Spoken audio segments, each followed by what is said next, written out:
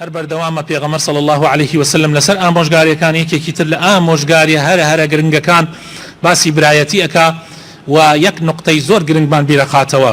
ئەفەرمی ئەیها الناس إن ربكم واحد أباكم واحد كلكم لآدم وآدم من تراب. مسلمانان کەس فیز بەسەر کەسا نەکە، کەس شانازی بەسەر کەسا نەکە.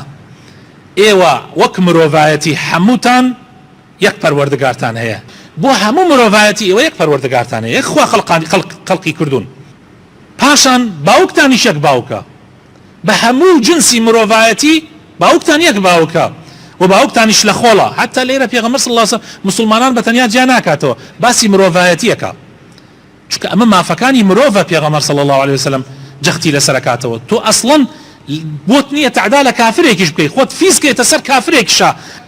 طبعا زۆر جار باسمان کردووە سێ جۆر کافرمان هەیە. کافرێکمان هەیە لەگەڵمانە ئەژێ و لە وڵاتی ئیسلامە هیچ مشکلەیەکی نەبووە، هیچ تعدایەکی لێ نەکردوین. کافرێکی ترمان هەیە بە ئەمانەت وەکو سەفارەت و وەکو ئیقامە هاتووەتە لە وڵاتی ئێمە ئەژێ و هیچ مشکلەیەکی لەگەڵمانە نییە. کافرێکی ترشمان هەیە دژایەتیمانەکا و ئەمان کوژێ و لە عەرزی خۆمان دەرمانەکا و تعدامان لێکە. ئێمە بەس بەرامبەر بە ئەو تعداکەرە ئێمە دژایەتیەکەین. ئەوە ئەگەر مسلمانێکیش بێ هەر ئێمە لێ ڕازی نابین، کافریش نەبێ، هەر مسلمانێ بێ دەرمان کە تعدامان لێ بکە ئێمە لێ ڕازی نابین. کەوابوو ئێمە وەکو مرۆڤ ئەبێ حەقی مرۆڤایەتی یەکتری بدەین. پێغەمبەر ئەفەرمێ صلی الله عليه وسلم، بۆیە ئەفەرمێ باشترین کەسیش لە مرۆڤەکان ئەوانن کە ئەهلی تەقوان، کە خۆیان ئەپارێزن لە نافەرمانەکانی خوا. بۆیە عەرەب ليس لعربي فضل على غير عربي، هیچ عربێک فەزڵی نییە بەسەر غەیرە عەرەبێکە، هیچ کوردێک فەزڵی نییە بەسەر یەکێکی ترە، إلا بالتقوى، إلا بتقوى نەبێ. فەزڵەکە لای خوا، یعنی لا ئێمە نییە. یعنی کەسێک ئیسە بۆ نمونە فارسێک، تورکێک، کوردێک، عەرەبێک هەموو هان لە مزگەوتە بخۆیان نوێژەکەن، من وەکو یەک ئەبێ سەیریان کەم، وەکو یەک ئەبێ تەماشایان کەم، مادام ئێمە کشمان براین بە یەک کەس تعدا لە کەس ناکە، وەکو یەک ئەبێ تەماشایان کەم. کەس فەزلی بەسەر کەسی ترانیە ئیلا بە تەقوا نەبێ. ئێ تەقواکە لەکوێیە؟ لای خوایە. من خوازانێک کێ تەقوای هەیە کێنیەتی من نازانم. بۆیە ئەبێ ئێمە بەو شاوە سەیریکەین. ئەمجا پێغەمبەر فەرمووی مسلمانان گەیاندم، پەیامی خوام گەیاند، ئاگاتان لێی بێ.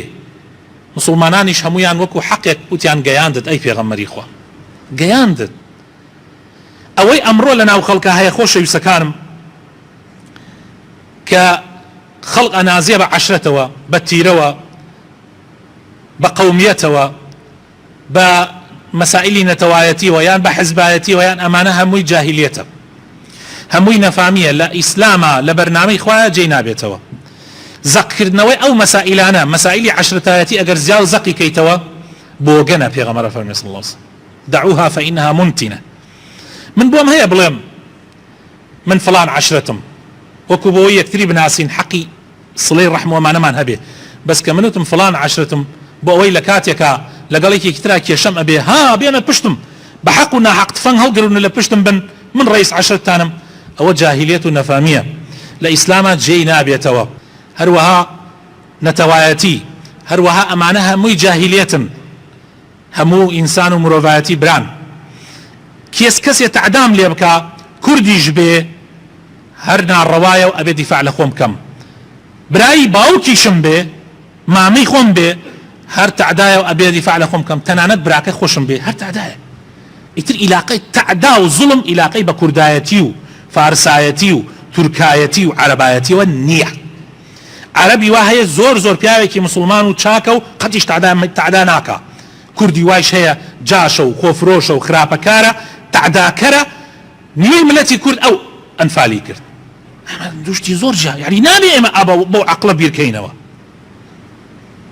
ئەمجا لە ئەخیرا پێغەمبەر صلی الله عليه وسلم آخر قسەی فەرمووی مسلمانان إن الله قد قسم لكل وارث نصيبه من الميراث. بڕێ مەسائیل هەیە، مەسەلەی میراث و ئەمانە مەسەلەیەکی زۆر گرنگن.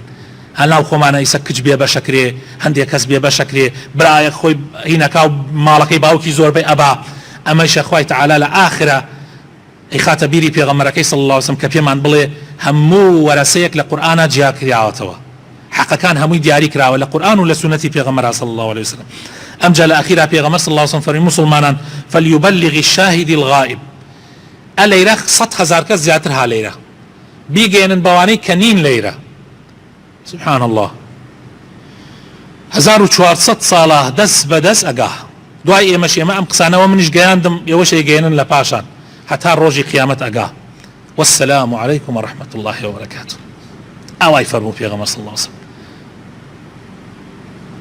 صلواتی خوا لەسەر پێغەمبەری خۆشەویستمان بێ، ڕزای خوا لەو سەحابە بەڕێزانە بێ کە ئەم دینیان بە ئێمە گەیاند، ڕەحمەتی خوا لەو تابعینانە بێ کە دەست بەدەست ئەم دینیان گەیاندە ئێمە.